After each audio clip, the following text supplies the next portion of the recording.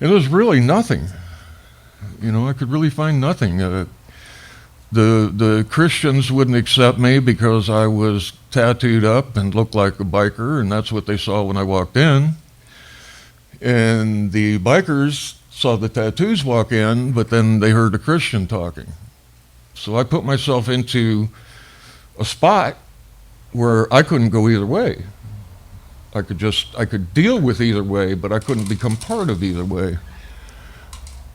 And, but I came up here, I got my life pretty much straightened up, found a woman that I thought I loved with all my heart, and did everything I could for 29 years. Next month, 15th, would be 29 years. Did everything I could.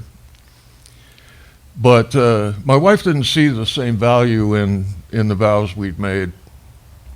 And for the first 15 years, I always knew something was going on, something was happening, but I always prayed that, didn't even have the Lord know I was praying, that it would get better. My wife would find out, if I just kept trying to be the best husband I could be and the best I could. And I remember I didn't have anybody to teach me. I had no idea how to be a good husband. I had no idea how to be a father. And there I was.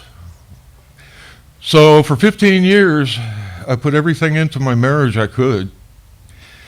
And I could tell something was going on, but I really hoped that the marriage would come together and she would figure it out, and whatever it was would just go away. Well, at 15 years, I found out that she'd been having an affair for the last 5 years.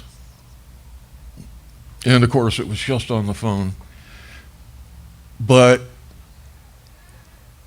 now, I reached the 15-year point, found out that she had gone outside the marriage and was going to take off and leave.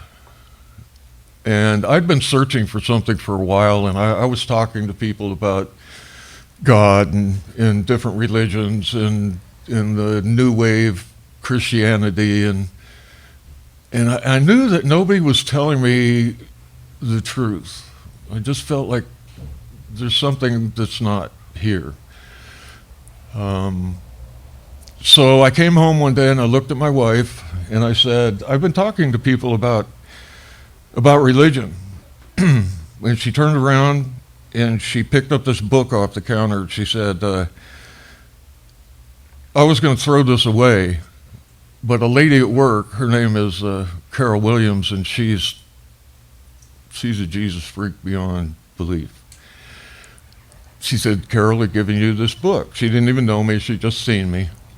So I picked it up, and it was called More Than a Carpenter. And I took the book, and I went in my room, and I read the book cover to cover. And at 9/10, December 6th, 1998, I was on my knees begging the Lord to take my life, that I was His, that I couldn't do it anymore without Him. So things kind of got better for a while, and I kept going, and when you first become a Christian, it's really, really hard to become a Christian, because you go in, you stand up, you take the Lord, everybody pats you on the back and says, we'll see you at church on Sunday. What do I do now? I just show up at church on Sunday? So I constantly was seeking the Lord. I was looking. I knew there was more. And my wife and I, we'd work on our marriage and it would get better, and then all of a sudden it would drop again. And after a while, we'd work on it, it would get better, and it would drop again. And December of 2010, I found out that my wife was, again, in a serious affair. And what I realized over our entire relationship was she was having one-nighters continually throughout our marriage. And that's what I was feeling. I could tell something was going on, but then it would stop and things would come back to normal. And that's because that one-nighter, that weekender, that couple there stopped. So then she was back into our marriage. 2010, I found out that she was again having a relationship. She wouldn't admit it. I kept asking her every day. I said, everything you're doing is telling me there's another man. And I said, there's another man. No, there's no man. So one day I just had to back her up against the wall and tell her, listen, I know there's a man. Do you think there's any chance that we can heal this marriage? And she said, no. I said, there's no chance. She said, no. I said, then you have to let me go. You've kept me here for 30 years when I don't have a chance. There's no way I have a chance. You got to let me go. And she did. But right at the same time that I'm finding out that she's having an affair with another man, and figured out that she'd been having affairs throughout her entire marriage, I found out I had lung cancer.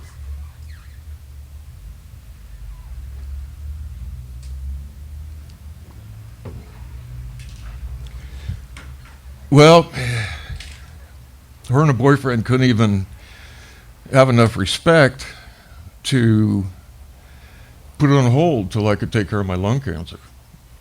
So not only that, but I found out they were doing this to me while I had lung cancer, and his wife was in the hospital, had been in a terrible accident, and they weren't sure she would ever even come home. To me, this would have been a really good time for both of them to look at each other and say, we've got responsibilities, let's take care of our responsibilities. And then we'll see what happens. But no, my wife was going to help me through my cancer.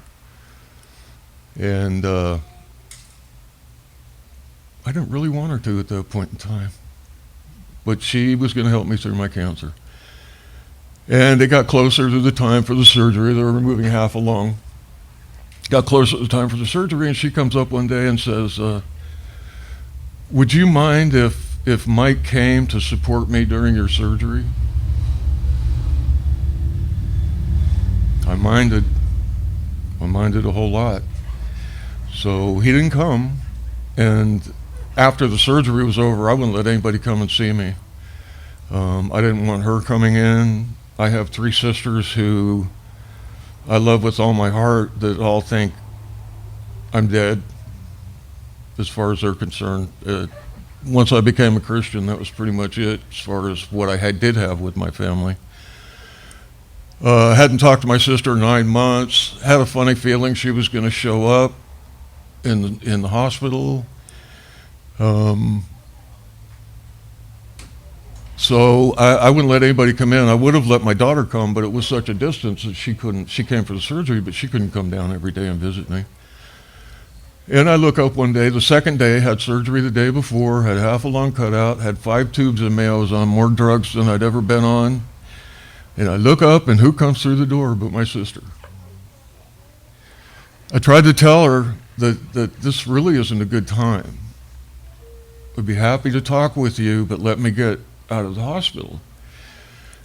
Well, within seconds, she was screaming and yelling and crying, and I was screaming and yelling and crying, and I don't know what she expected out of me, having not seen him for almost a year, not hearing a word. When I called him to tell her I had cancer, never heard a word. And I tried to tell her I did everything I could. I told my wife to tell you guys not to come. I told my daughter to tell you guys not to come. What did you expect? You walk in 24 hours after I've had surgery. I've had half a lung cut out, full of tubes. Was I supposed to jump out of the bed and run across the room and hug my sister and tell her how much I love her? I wanted to be alone that week. I wanted to heal that week. I wanted to think that week. Well, that really cut the family off. They're still cut off. I'm still cut off. That Christmas, I dedicated my life to the Lord. And it's much different than having the Lord come into your heart or giving your heart to the Lord, because you're giving every second of every day. Everything you do, I think about the Lord 24 hours a day. I think about the Lord when I'm thinking about other things. I have a life.